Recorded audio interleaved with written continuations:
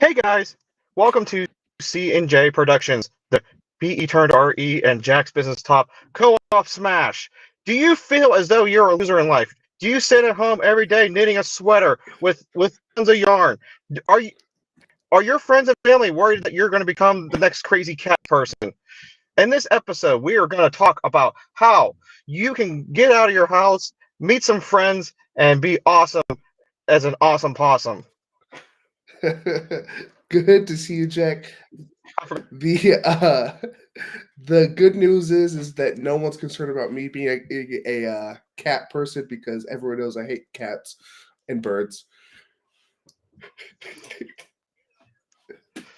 So, what we're going to talk about is how to meet friends as an adult, more or less, and what are some of the pros and cons of networking virtually versus in person versus, and at some point you're like, oh my gosh, I got so many friends. How can you get to the point? What should you start thinking about? Who should you keep? Who should you get rid of? Get rid of? What if that's your problem? What so many friends that you just don't know what to do, and you cannot make enough casserole for everyone? Well, Jack, I don't have This is that me without problem, coffee. Keep in mind, I forgot to bring the coffee down. but I think it's good if we start with just the networking piece first and then slowly build up to the friends issue. Yes, I agree. Good. So, So we're both part of groups. You tend to seem towards the virtual groups. You're in a lot of them. mhm. I go to a lot of in person groups just because there's a lot more where I'm at. It seems to be. So, how about you start us off with the virtual groups?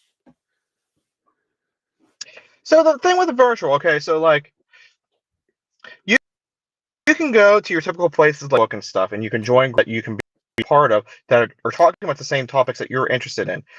And the side to those is a lot of those aren't in person, okay? So you can go maybe meet friends. It may not. A lot of them tend to be way too big, and you don't really get a connection out of. So you want to actually try and find a smaller group. And for both of us, it was the ORAT, One Rental at a Time group where me and Curtis met. And it's a small group in the school. I think there's still less than 500 people.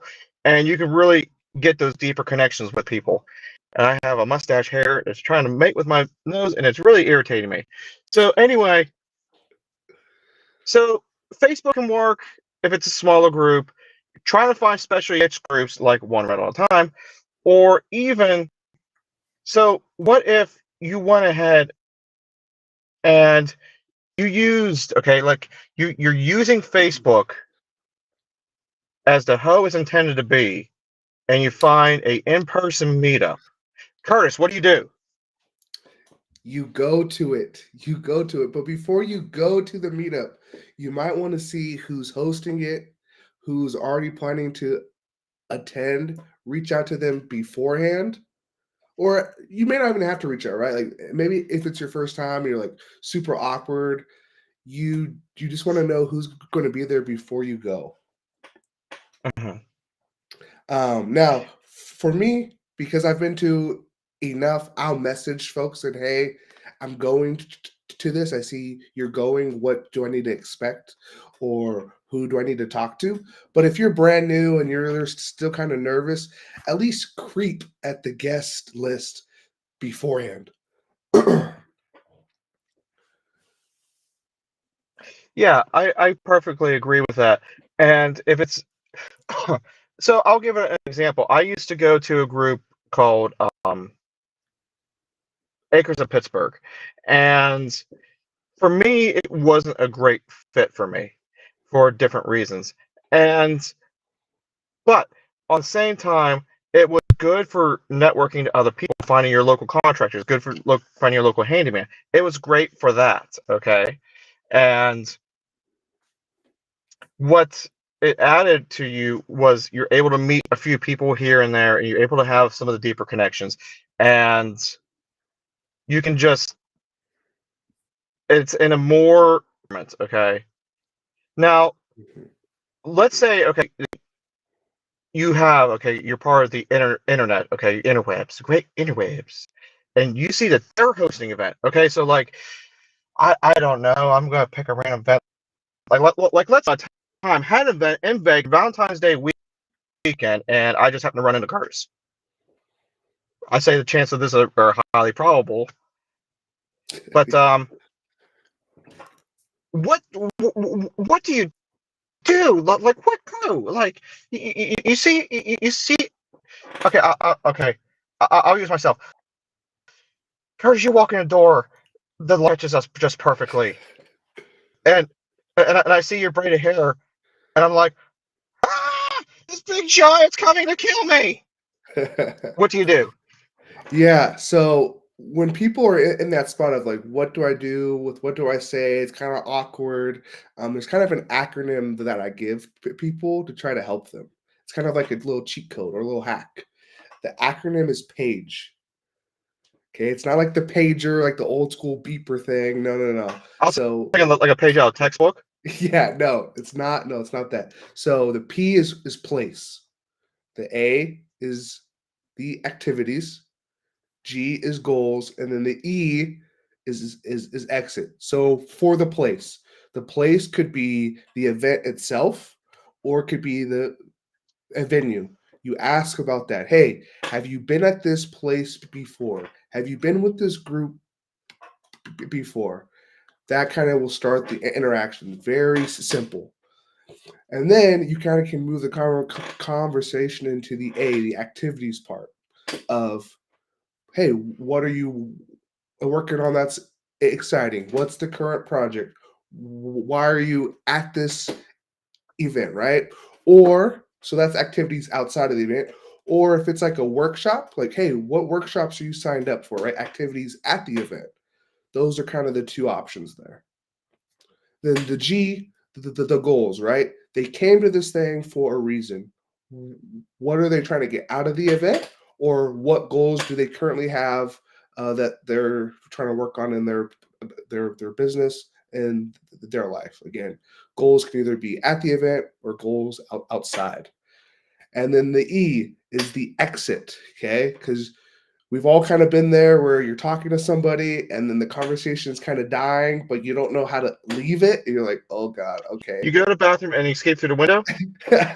Not quite. So the exit can look like a few different things. You can either exit it by introducing them to somebody else. I call that the handoff. You say, oh, you know what, Jack? I think you'd really like Bill. And then you walk them over to Bill. And you say, hey, Bill, this is Jack. You guys have a lot in common. Say what they have in common and leave. Or you can do it in the reverse of asking them, like, oh, hey, since you've been here before, who else do I need to talk to? And then they'll tell you about how great Susie is. And then you say, oh, okay, well, I'm going to go find Susie. Thank you so much, right? So that way you're not stuck in that kind of the awkward lull after that first interaction. I always like the so what I've always done is towards the end I'll be like, well, it was certainly great meeting you. Why don't we exchange numbers? And Mm-hmm. that way, and I'm more blunt. I'm just like, why don't we exchange numbers so we can hook up in the future and keep talking? But we both really need to keep networking. Oh, that is great.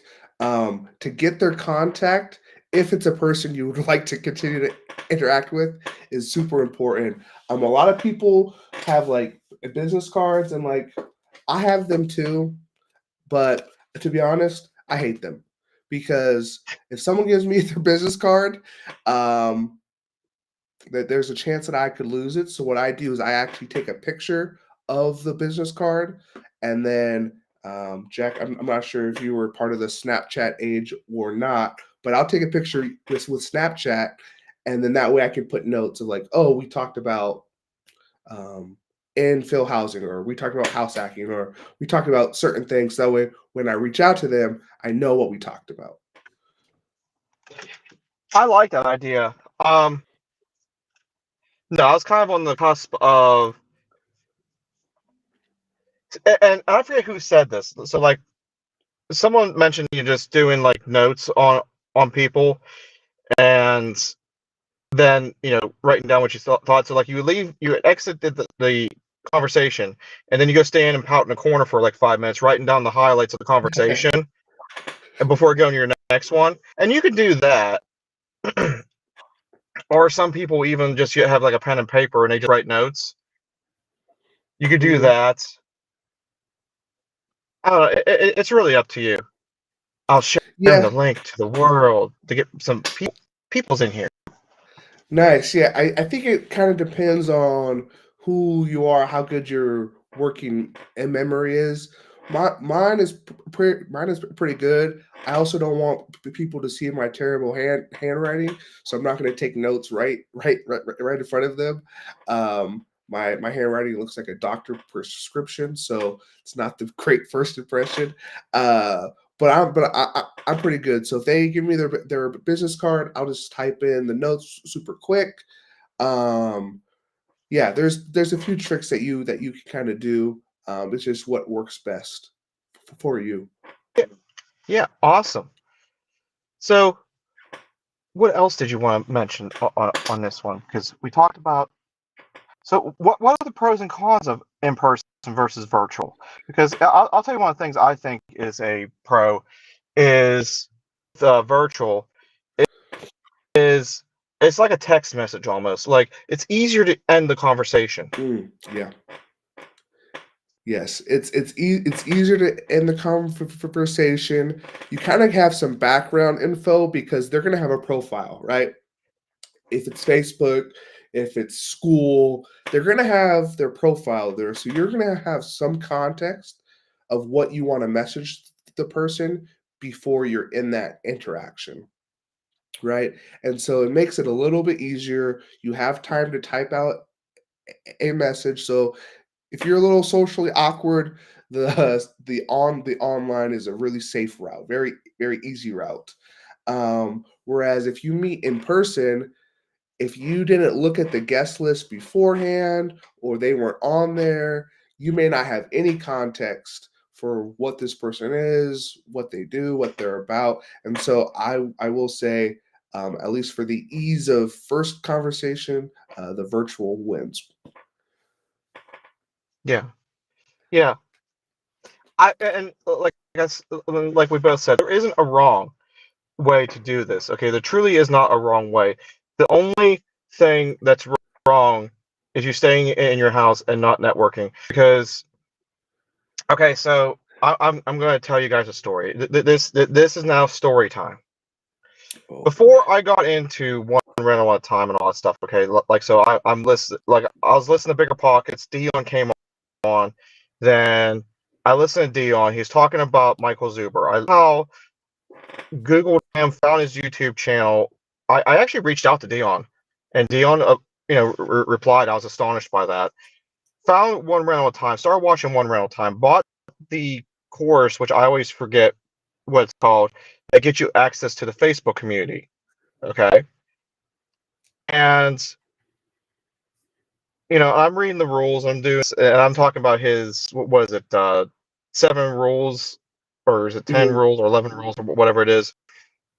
And I started laughing at the audit your friends one, because at that time all my friends either moved away for their occupations, careers. They were hanging out with other people. So it was like 2 or 3 years I was solidly by myself, and I was just fine with that. Like I was fine. I was kind of like I felt alone at times. I was meh. It just is what it is. You go to bed. You can't feel sorry if you just sleep through them. But I joined I joined the Facebook group. I literally bought the package just to have access to the Facebook group. Okay, and I reached out and I just put a simple ad in like, "Hey," it's like, "Hey, there's a lot of people in here. I'm looking to meet a few new friends by chance. Is there anyone in here that invests in Pittsburgh?" And I don't know. It was within an hour. This weird guy named Marco Shear responded. He's like, "Hey, I invest in Pittsburgh." He does too. and I started talking to both of them, and absolutely hit it off. And what's funny is, I kind of feel bad about this. I never shared this part of the story before. Mikey was just like, "Hey, there's another guy. He's coming to Pittsburgh. His name is Steve. You should check him out." I blew him off for like 9 months. Was there a reason why you blew this guy off for 9 months? I just forgot.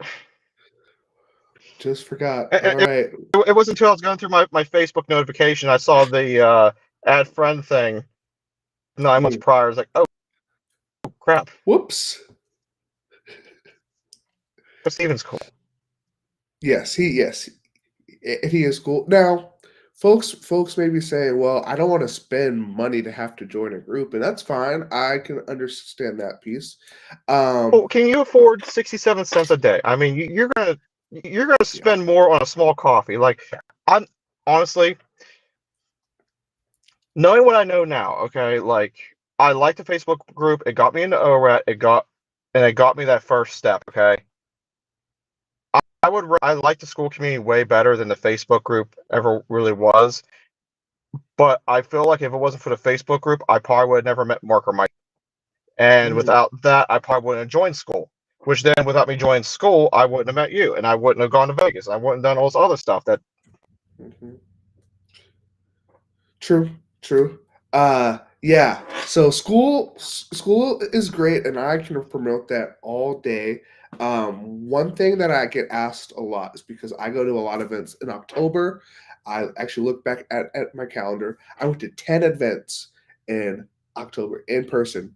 And one thing that people ask me is like, hey, how do you find all these? Like, because now people are asking me, hey, when's the next event? Where is it? Which is great. I'm very happy to help people, but it's also like these aren't secret events. Like there's no secret code. You don't have to do a certain knock to get in. Like it's pretty easy to find these events if you're looking for them. And so here are some ways that you can find events in your area if you want to go in person route. There's Facebook. There's Eventbrite. There's Meetup. Okay. Now I will say though, of all the events that I go to, not all of them do a good job of promoting on social media, on the other websites I just like listed. And so what you can do is when you go to these things, also ask people like, hey, I live in this area. Are there any more events that I should attend? Right. So start asking the people that are at these events too, because not all groups will post on Facebook and Eventbrite and Meetup and as they should. And so just start to ask around. I'm not saying you have to go to 10 in a month. That might be more on the extreme side, but if you just went to a few or one per week, then think of the amount that your network could grow. the big thing is too. Okay, so when you're in these events, okay, you want to make sure that you're not just sitting there and waiting for someone to you because they're not. They're not going to come up to you. This isn't you sitting at a bar and and pretending that you're the pretty girl waiting for the guy to come up to you. Okay, you have to go in there, use your little leggies, and go walk up to people. Find someone that is standing there by themselves, like a stump on the lawn, and be like, "Hi, my name's Jack. How do you invest?" Yeah, yeah, that's a great one. And even if it's not a real estate event that you're going to, like for example, on Thursday, I went to Thurston County Young Professionals. So there was people in all sorts of jobs. There was like ear doctors, there was media people, there was signage, there was a digital marketer, there was all bank tellers, there's all sorts of jobs and people in different occupations that just were there to improve their business, promote their business, to do all sorts of things. That's just good practice to go have conversations. And from that, I may be getting a client or two just from going and talking to people. So just because it's not a real estate event That doesn't mean that you can't get value from it. Exactly. Yeah. So that's another good one. So what if, okay, what if you've done all this and you're super successful and now you have so many friends, okay, that you just don't know what to do. You're like, oh my gosh, I'm planning on having Friendsgiving here in November, and I have a tiny 800 square foot apartment. I cannot have 20 people over. I must audit myself. Mm. Now that is a good problem to have. I'm not there yet, and so Jack, I don't know if you're there yet either. But if so, tell me the way, um, because I feel like the filtering process has to be a continuous process because Yeah, and you don't want to have your arms full of friends and then decide to filter. That's just going to be too much. You have to filter throughout the entire process of engaging with folks. The cream will rise to the top, but you got to make sure that you're doing it kind of throughout. Because I think waiting until you have 100 people in your phone to start to filter is just kind of a bad way of going about it. yeah. So like, if you're like me, okay, if you're like me, you get in a fight with most of your family. You don't talk to them, so that cuts off like 70% of your contacts right there. You don't have to worry about them anymore, and your friends basically all move away and they all move on, and so that eliminates all of them. And then you just start off fresh, and you don't have to worry about auditing your network. So to that, the problem solved. No, how this you should actually do it. The more correct way, the more better way is to actually go and I liked what Alex Hormozy said, and if I actually had to do it, this is what I would do. You want to keep the people that are hard charging around you, or people that have goals around you. And it's not so much like, and he used his one friend as an example. He's like, I have a friend that's a musician. We have nothing in common with what we do. Okay. He's like, the thing is that you both have the same drive towards your goal. You can have other stuff in common, hang out, but you need to be around like-minded charging people, so that when people are hard charging around you, it pushes you and elevates your game and what you're doing. It doesn't have to be the same thing.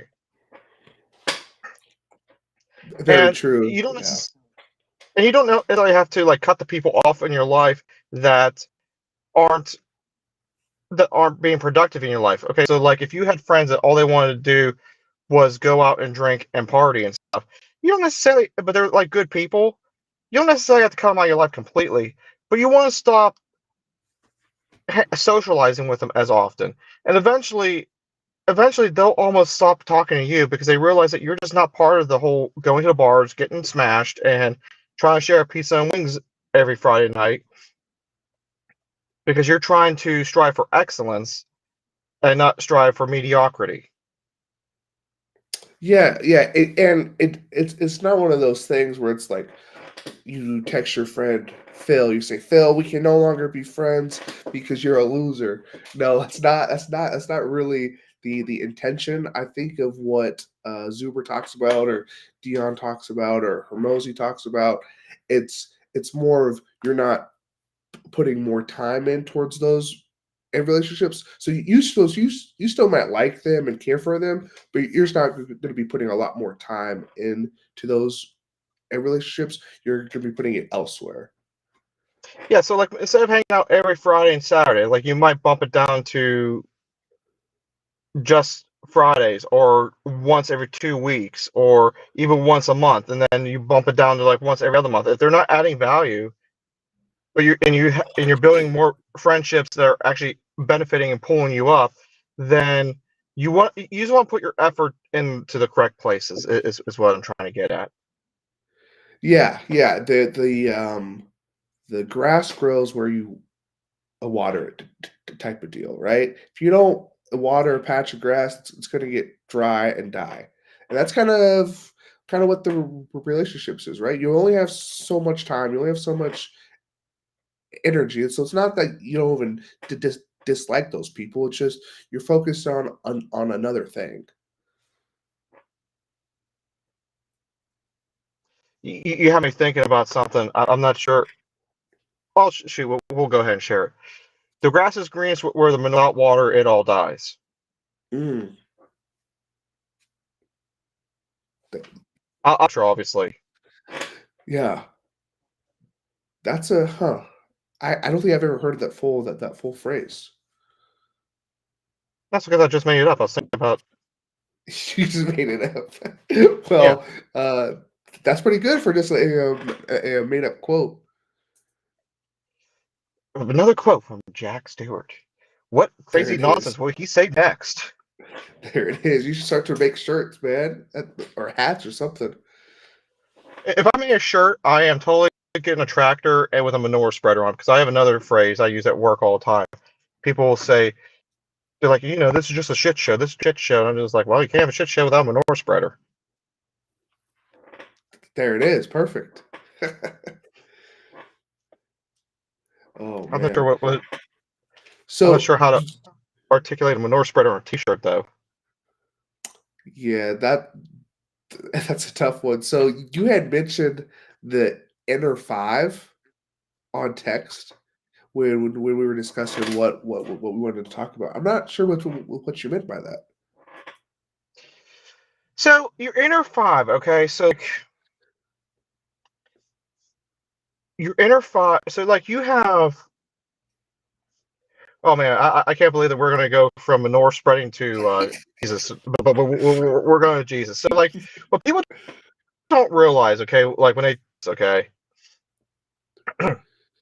they always talk about the 12 disciples, and they think, oh, well, Jesus was just with his bros, and there's the 12 disciples, and yeah, that was it. No, that was his inner circle. Okay, there are a lot of people. Like you had Mary that was always around. You had lots of other people that were always around, but it's just the top tier people were the 12. Okay, so our inner circle is going to five. Get to five. Your five inner circles. You know how I got to five? Because Zuber always says, get to four rentals and then see what you want to do. Well, why not five? Okay. So that's where five came up with. And I want to take it a step further, okay? So what if you build a connection, okay? And this can lead to some unhealthy problems. So take this one with a grain of salt, okay? Your five your five mentors, okay, you can get off of YouTube. So, like, for example, me and Curtis, we both listen to Dion, we listen to Michael Zuber, we listen to Lumberjack Landlord. But sometimes these these mentors on these channels through the YouTube, okay, people build up an extreme connection with. Now, we're lucky enough that we can reach out to these people in real life and actually, so they are, like a friend and a mentor to us. But sometimes they watch certain channels that the person just doesn't respond. They don't know who they are. Like the person that runs the channel doesn't know who the subscribers are, and that's the more common. Like maybe the non-common. Okay, the more common is that the person that owns the channel doesn't know who the subscribers are, and and the person that's looking up to the person running the channel. So, like, let's say there's a subscriber to my channel and they're looking up to me. I had someone get mad because I mentioned hunting and fishing and stuff, and they're like, "That's not how you are," blah blah blah, and they're like flipping out.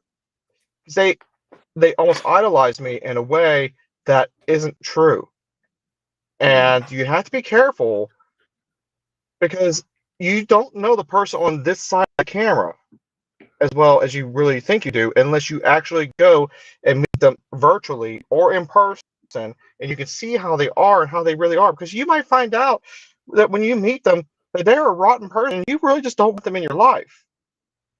So that's what I'm Mm. saying. Take that with a grain of salt. Really try to figure out who you're letting put in your head because they may have your best interest in their heart as far as like what they're talking about, but you may just not like them as a person Yeah. if you actually Yeah. knew them. Like you almost put them Eh, on that pedestal. yeah, exactly. And like you just don't want to make them something that they're not. Mhm. Yeah, I think that's where the phrase "don't beat in your heroes" or your idols, right? Because you may not like uh, who or what they actually are. Hmm.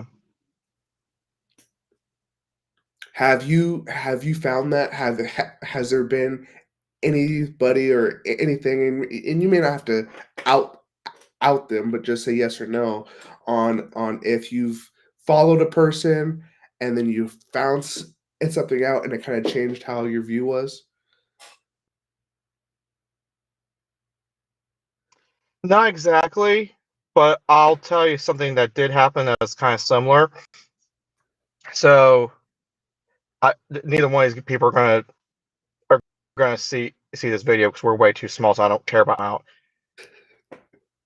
Alex Hermosi always kind of gave me like a weird vibe, like, and I can never put my finger on it, but because he always just seemed like a little too buttoned down, a little too polished, while I was trying to seem raw at the same time. And I couldn't quite put my finger on it. And then I was listening to an interview with Brandon Turner, who I don't always listen to regularly. Like I might listen to a podcast of his once a month, and it just happened to be one I clicked on. I forget who he was actually on someone else's channel, and Brandon said that he doesn't like Alex Hormozy for the simple fact that he's too hard driven.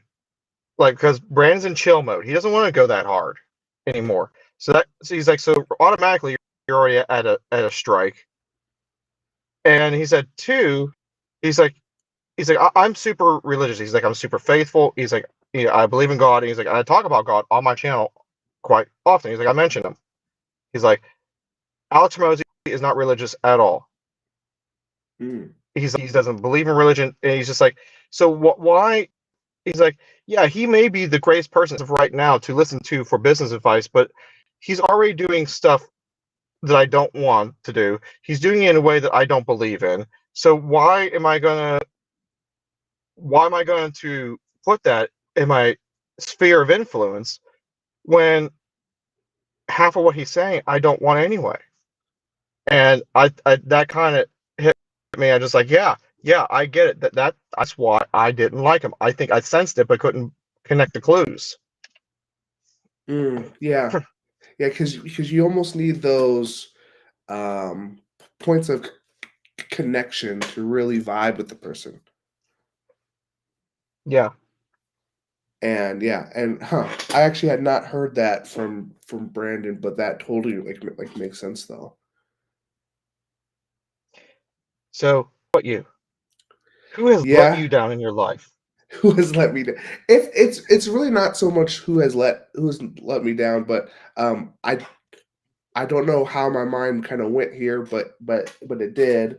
Is I think that's why Zuber has so many different guests on his channel, right? Like he has the millionaires that come on every week, right?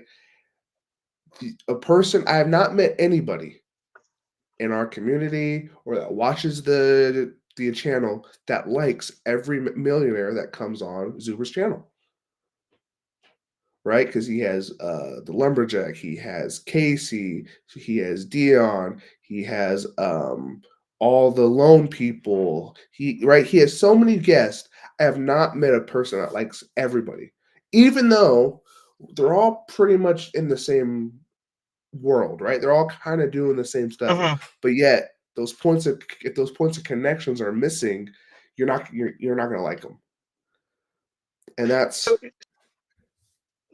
that's not to change the topic, but to tell a quick fun story on the opposite end of the spectrum. Okay.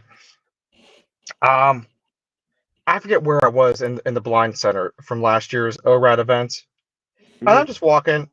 I must have been in one of the walkways. Okay, because I was leaving the poor man's luncheon, and I was going to sneak into the rich man's luncheon because they had cookies left, and they Oh. were out of cookies in the poor man. And I didn't get a cookie, so I wanted a cookie. And that's all I wanted was just a cookie. And I ran into, I crossed, and I was passing by Beth Traverso, and she stopped me. She's like, "Hey, I recognize you." And she's like, your name begins with a J. Uh, you're in the school community." I was like, "Yeah, I'm Jack."